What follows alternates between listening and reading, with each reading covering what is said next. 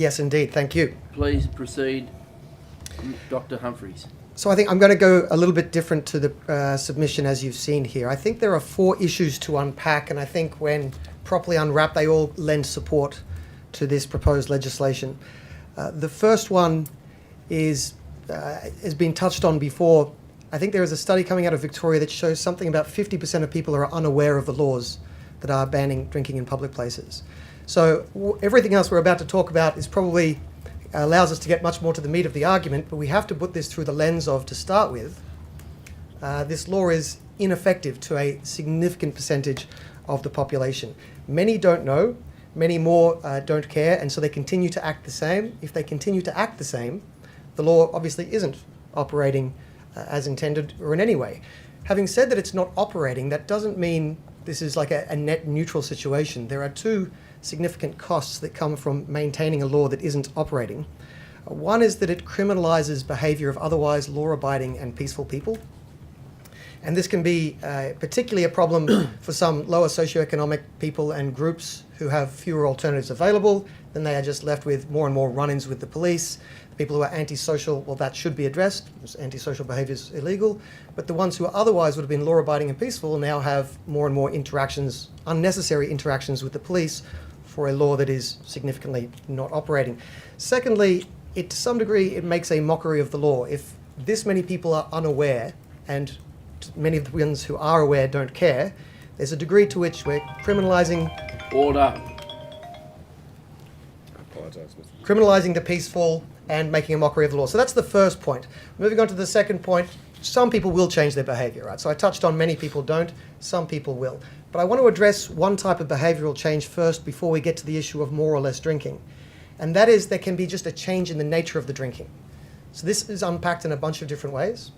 If people have less access to being able to have a social drink in a park or on a beach, one option is they get funneled into a drinking and gambling factory which exists for the sole purpose of making money out of getting people to drink and gamble more. Now don't get me wrong, I love pubs, but the idea of if we have a certain behaviour we're worried about, we put all of those people in the one place together with the primary goal of that place being to sell alcohol and gambling, it's an interesting way to address something that people are suggesting is a concern. So that's one behavioural shift that doesn't decrease drinking, it just shifts it towards, I would argue, a place that's perhaps more encouraging of binge drinking.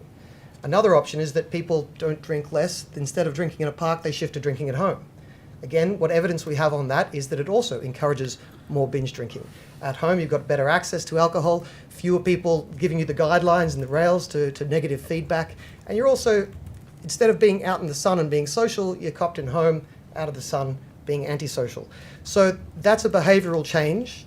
So the law would be, quote unquote, working to change behaviour, but it's not a positive behavioural change.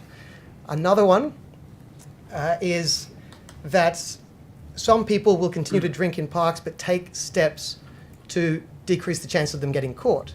A beer in hand, very visible. Half a bottle of whiskey tipped into a water bottle, not very visible.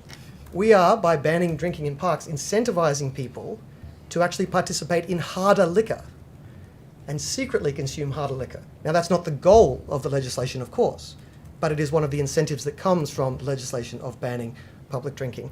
And an addendum to that is some people, instead of switching to harder liquor, will just switch to a pill or some other substance non-alcoholic.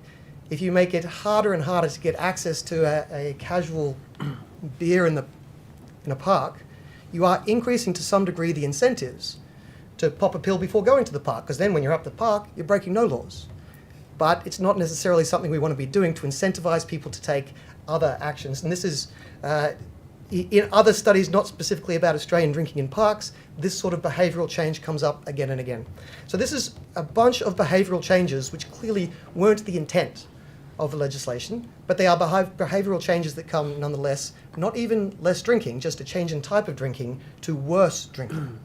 But point 3, so that's the second point. Point 3, that is the crux of what people argue for these bans will be. Point 3, some people will change their behaviour by drinking less in parks. Absolutely. That's the intended goal, and that will happen to some degree.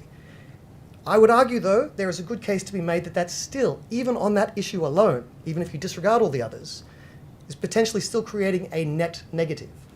because drinking has benefits and costs. No honest economist, I suffer from being an economist, apologies. No honest economist looks at any policy and does a cost-cost analysis. You do a benefit-cost analysis. Drinking gives benefits. Many people enjoy having a drink. Many tourists coming to an area enjoy being able to have a drink. And yes, there can be some antisocial behaviour, but keep this in mind. The people who are drinking less are by definition the people who know of the law, care about the law, are not switching to other places to drink, are not smuggling drinks into the park, are not doing anything to avoid the law. The exact people obeying this law and foregoing a drink are exactly the very most responsible people we have in our community. So it's not obvious to me at all that on balance of probability, even those people foregoing a drink, that we are getting a benefit from that, or allowing them to drink, we would have a cost from that. And the final point goes to a longer term point. This is a cultural issue of the way we address alcohol in this country. And this is a very well-worn issue. The sociologists and anthropologists do this much better than I. But they've unpacked the different drinking cultures, especially what's been called the Mediterranean versus the more Anglo drinking cultures. And the Mediterranean drinking cultures have this idea of a social drink, where it's normalized, it's standard. You have a glass of wine with lunch and you just move on with your day. It's all very visible. There's social drinking. But what that does is it encourages a normalization of drinking as a moderate, responsible, almost, dare I say, boring activity, as opposed to the alternative drinking culture, the Anglo drinking culture, where this is more about, instead of it's social drinking, it's more hidden drinking. We're a bit embarrassed of it, so we hide it and we put it in its place. And this hidden drinking attitude fosters a normalization of drinking as being a forbidden fruit, exciting, something that, oh, you can't do in polite society, but yes, quickly the shades are drawn, we can rush over there and binge drink. And you'd be unsurprised that cultures that gravitate towards the Anglo approach tend to have more binge drinking as a percentage of drinkers than people who gravitate towards the Mediterranean approach. So I don't want to overstate this. This is a long-term cultural shift. You don't get long-term cultural shifts in a year or two. But to the degree that we want to unpack 4 different parts, that 4th part, I think, also argues for an approach of liberalising drinking in parks. I think I took more than 2 or 3 minutes, sorry, but that's the end of my comments. Thank you.